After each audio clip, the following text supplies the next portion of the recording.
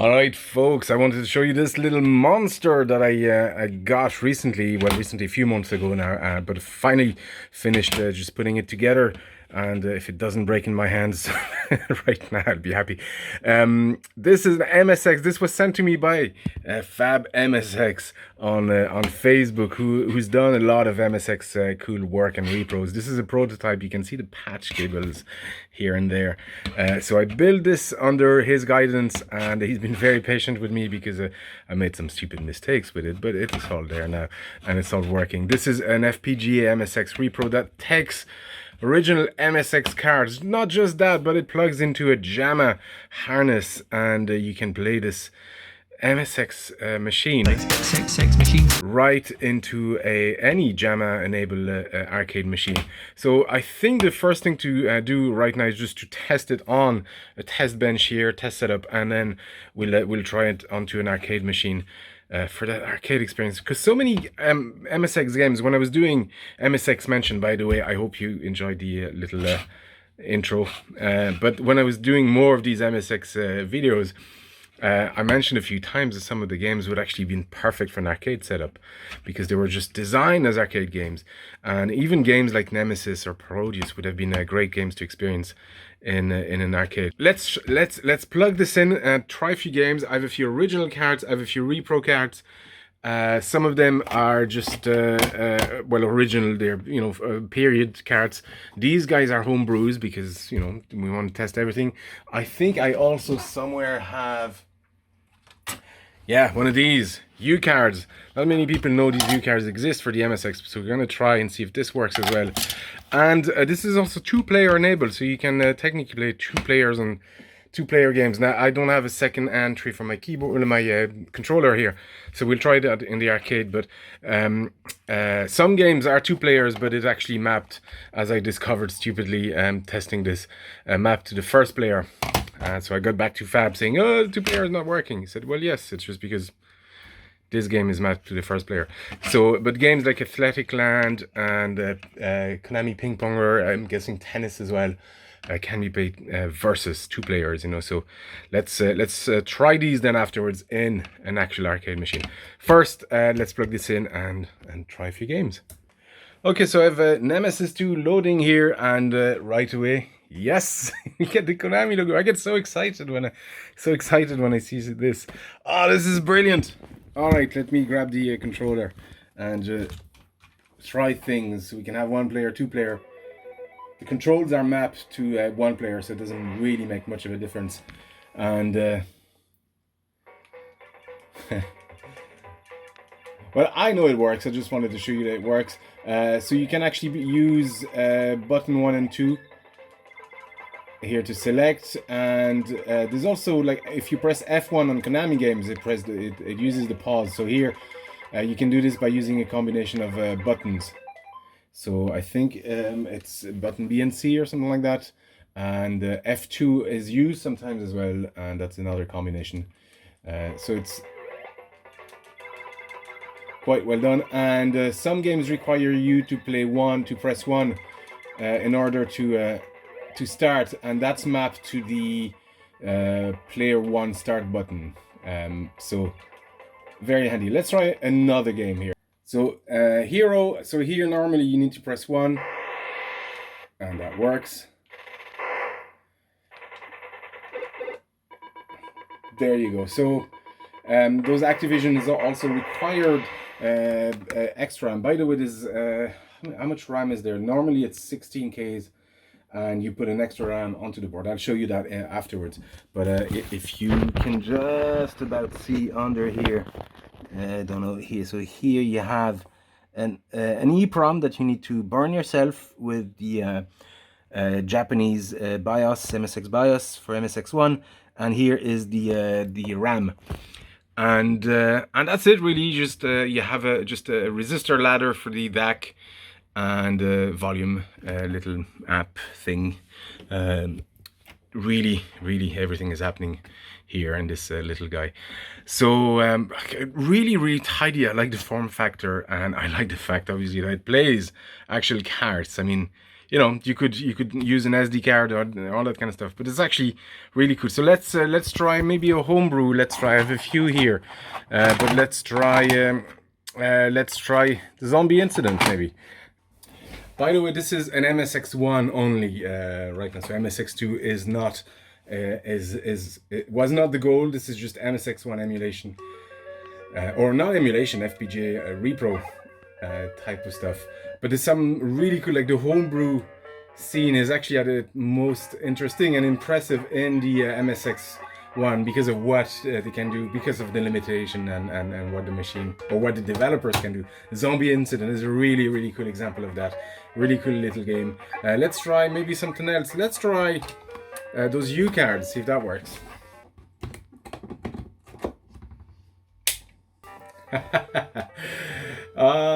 Adventure Island, or well, Wonder Boy, really, on the MSX. Now this was only, as far as I know, available on these U cards here.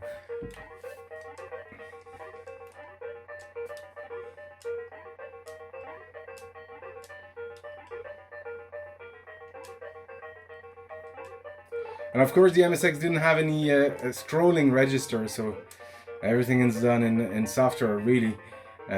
So, you know, that explains the sort of jittery scrolling, which, by the way, you get used to it very quickly.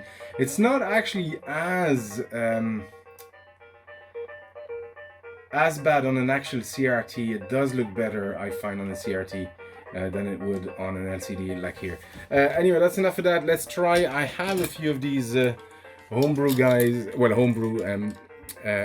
homemade cards, and I have here some homebrews on it. The Curse is an interesting one, so we'll try that. I have the original one. I bought the original one, but I wanted to have one I could maybe use in the arcade, so let's try this. It's essentially Castlevania, or Vampire Killer as it was known. It was an MSX2 game, and the Curse is something they did to essentially have Vampire Killer or Castlevania on the MSX1. As you can see, it's a little bit different, but I'm just gonna go into the castle and see the similarities. What's interesting is they've actually taken assets from Castlevania, and you'll see what I mean. There you go. So it's Castlevania, but they've essentially taken and reworked some of the assets and inverted the levels, which sounds, you know, easy and like cheating maybe, but it's actually quite confusing, and I get confused a lot in this. Also, you only have one life. You have an energy bar, but you only have one life, and I think all the upgrading options and all kind of stuff is fairly limited. But it's a very, very good down port, really, to the MSX1. It looks really good, I have to say. For an MSX1 game, it looks really, really good, and it plays really well, and it's actually interesting, and it's cool to have that option. If you don't have an MSX2, you can actually play the MSX1. Here we need a skeleton key like the original game, but I just wanted to show you. Really cool game. If you get a chance to buy it, if you have an MSX1, just buy this game, and you'll essentially have Castlevania on the MSX1. Anyway, let's move things back into the arcade and just try that two-player option. I have a few cards there as well. Stuff like King's Valley and Nightmare and other games that I'd love to try in an actual arcade setup. Right, folks, so we know it works. We just tested it on the bench, but I think the last test is to try this on an actual arcade machine. So this is we are in my arcade room here. I have a few of these repro cards. I have a few original cards for the two-player games. So we're going to try these. Right now I have Road Fighter running, and it is running indeed. But I mean, we got to play games. So the start buttons here should be 1 and 2. And to start the game, I think we just need to play one of these. I used to love Road Fighter on the MSX. It's actually really cool to play it in an arcade setup. It is originally an arcade game, and I think it was available on the NES as well. But I had tons of fun with this game, and it's actually a perfect setup for it. Oh, this is really cool. Okay, I'm not gonna play too long. I'm not gonna play this too long. let's try something else. I think King's Valley, we're going to try that next. King's Valley is another one of these games that I really, really wanted to try on this machine. Look at that, this is so cool. This would have made a fabulous, fabulous arcade game.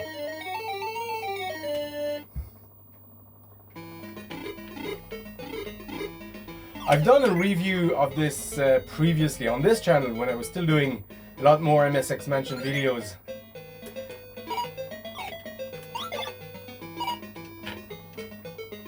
And the goal is to actually just collect all the jewels and avoid the mummies. You only need one button to do pretty much everything.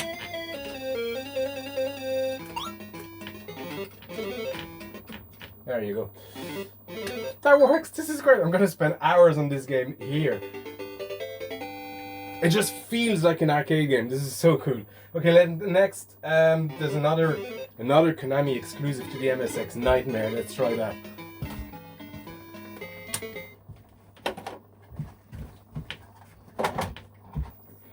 The thing I like about this is it feels like a Neo Geo system where you have your system in place and you just insert a new card.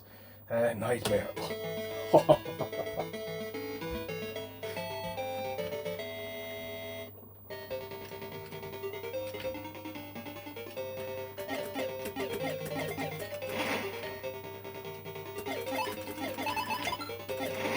This was a cool shooter for the MSX. With an absolutely killer music. It's one of the iconic games for the MSX. And it starts easy and it gets tough as you go. It has a rather easy beginning, which is very pleasant.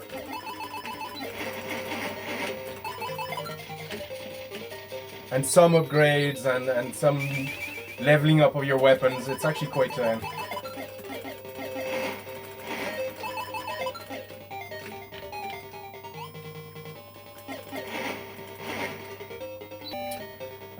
it's very much, it's got some stuff reminiscent of Nemesis in the sense that you get a speed up, you get a shield, you get different weapons. It sort of works sort of the same way. It's a mix between Twin-B and probably Nemesis, you know, in that sense. So here we've got a weapon selector. Anyway, I could play this for hours. Let's continue testing. Next, I have the homebrew I want to test. This is awesome.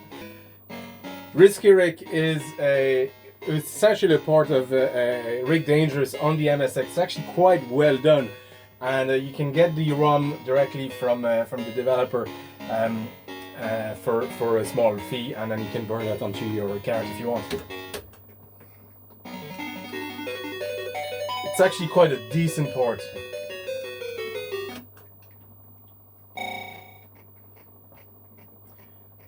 All things considered for the MSX, but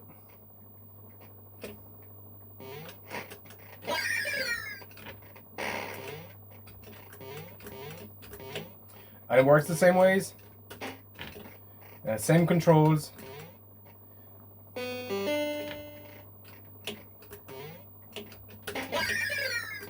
How they got this sound is pretty impressive. It does sound like a digitized voice, doesn't it? I have a feeling it uses all three voices just for that, but it's quite well made.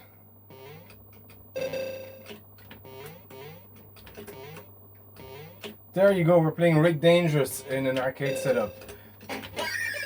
And it actually works quite well. I'm very surprised. Anyway, I could again play this for hours. Let's try some of the two-player games.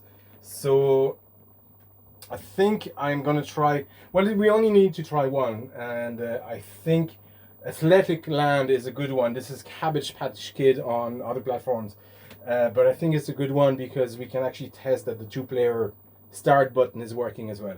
So let's do that. One would be play one start, two would be two-player. There you go. So normally we'll have to shift control from here to here. So player one. So all you need to do here is just jump.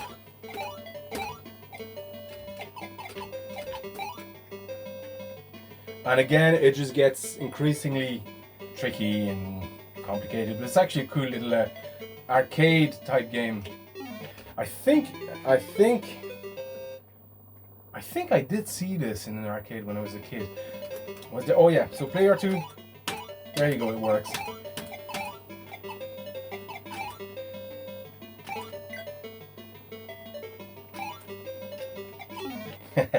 Anyway, folks, this is the JAMA MSX by Fab MSX. Really, really cool piece of kit, and I love the way that it takes actual cards, and it's quite tidy. It's a lovely form factor, and it fits quite nicely in an arcade machine. So I know his plan for this is to distribute it at some point. I'm not sure exactly what form this is going to take, so I would encourage you to follow his website and just check it out. He has a page up already, and I'm sure the details of this will come up at some point. So I'm guessing this is going to be a make your own sort of kit with instructions on how to build it. It's quite simple. It just takes a few resistors, a couple of ICs and sockets, and just an FPGA to program. Programming it is quite easy. I mean, I didn't know anything about it, and I managed to do it. But there you go. So just follow his page, and you'll get updates on the progress of this. It's not available yet at the moment.